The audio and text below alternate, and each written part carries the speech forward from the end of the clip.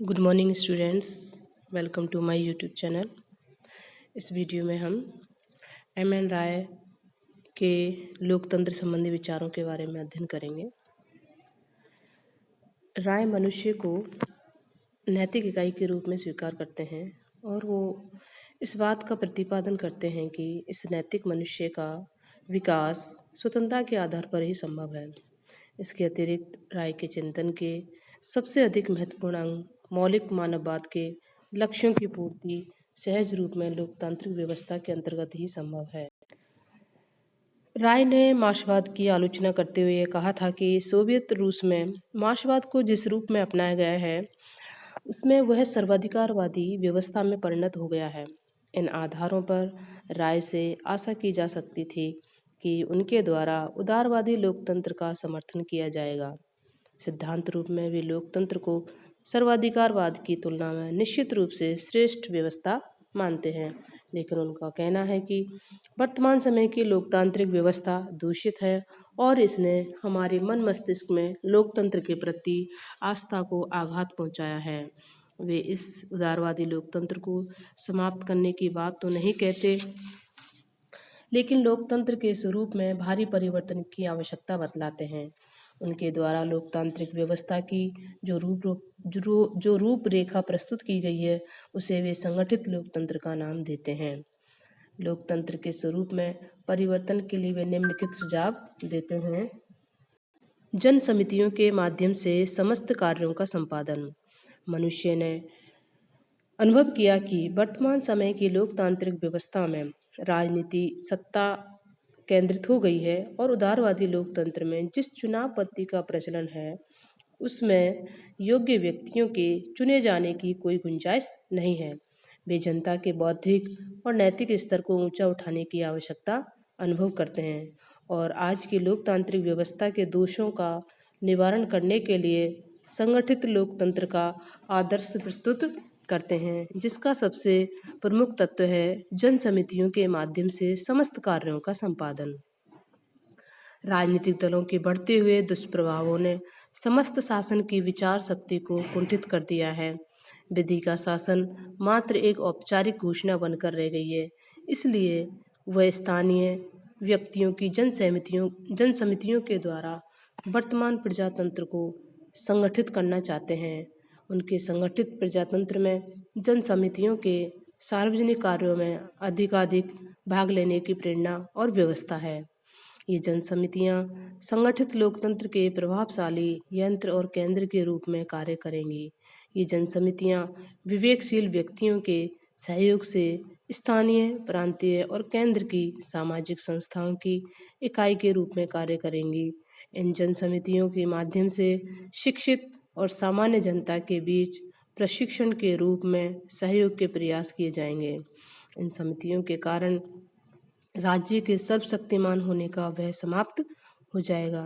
M.N.. राय सार्वजनिक कार्यों के प्रबंध में जनता के लिए अधिक महत्वपूर्ण भूमिका की आवश्यकता पर बल देते हैं और कहते हैं कि जन समितियों पर आधारित व्यवस्था में जनता को अधिक महत्वपूर्ण भूमिका प्राप्त होगी।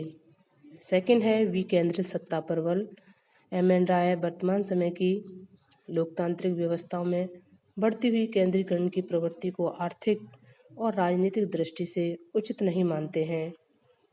उन्होंने वर्तमान लोकतंत्र में केंद्रित सत्ता के स्वरूप को मानवीय विकास के मार्ग की भारी बाधा घोषित किया है।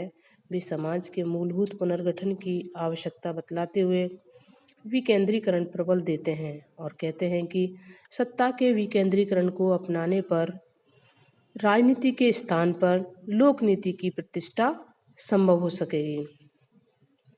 नेक्स्ट है दल विहीन लोकतंत्र की स्थापना पर बल।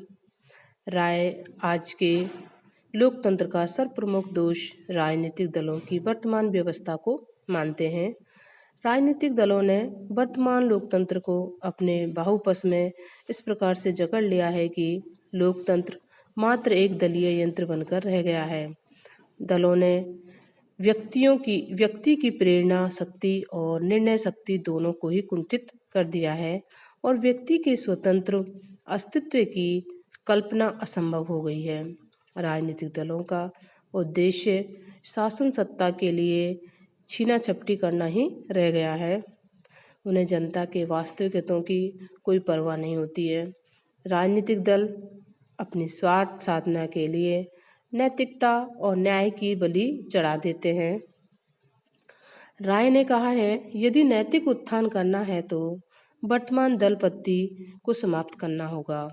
विश्व के नैतिक पतन का एक मूल कारण यह वर्तमान राजनीतिक दल पद्धति है।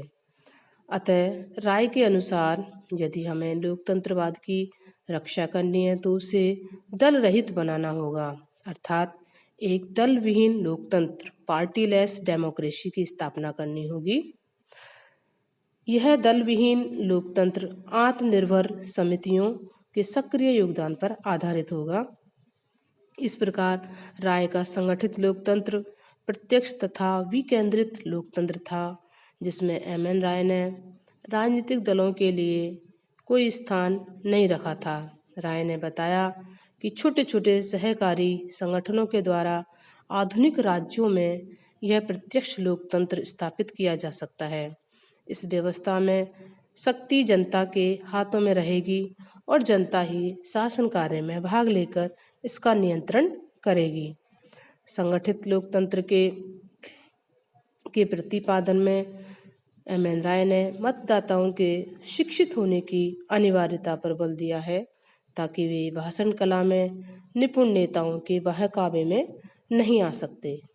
वे नैतिक तथा बौद्धिक दृष्टि से ईमानदार तथा पक्षपात रहित लोगों को ही शासन का नेतृत्व सौंपने के पक्ष में थे। चूँकि प्रारंभ में कुशल तथा गुणी शासकों का चयन होना कठिन है, इसलिए उन्होंने प्रारंभिक स्थिति में शासकों के निर्वाचन के स्थान पर मनोनयन का प्रावधान भी प्रस्तुत किया है। एम.एन. राय की संगठित लोकतंत्र की योजना और विनोबा भावे, जयप्रकाश नारायण आदि सर्वोदयी विचारकों की विचारधारा में बहुत कुछ समानता है। सर्वोदयी विचारक भी राजनीति को समाज के सभी रोगों का मूल कारण मानते हुए राजनीति के स्थान पर लोकनीति को प्रतिष्ठित करना चाहते हैं। राजनीतिक आर्थिक सत्ता का विकेंद्रीकरण करना चाहते हैं तथा गांवों को स्वशासी और आत्मनिर्भर इकाइयां बनाना चाहते हैं। एम.एन. राय की लोकतांत्रिक व्यवस्था का चित्र भी ऐसा ही है। एम.एन. राय और सर्वोदय विचारक दोनों ही राजनीतिक दलों की व्यवस्था को समाप्त करने पर बल देते हैं। एम.एन. राय और सर्वोदय विचारकों की योजना में मुख्य जो अंतर है वह यह है कि एम.एन. राय स्वायत्त शासित ग्राम गणराज्य के स्थान पर जन समितियों को प्रतिष्ठित करना चाहते हैं। ये एम.एन. राय के लोकतंत्र संबंधी विचार थे, जिनका इस वीडियो में हमने विस्तार से अध्ययन किया है। Thank you.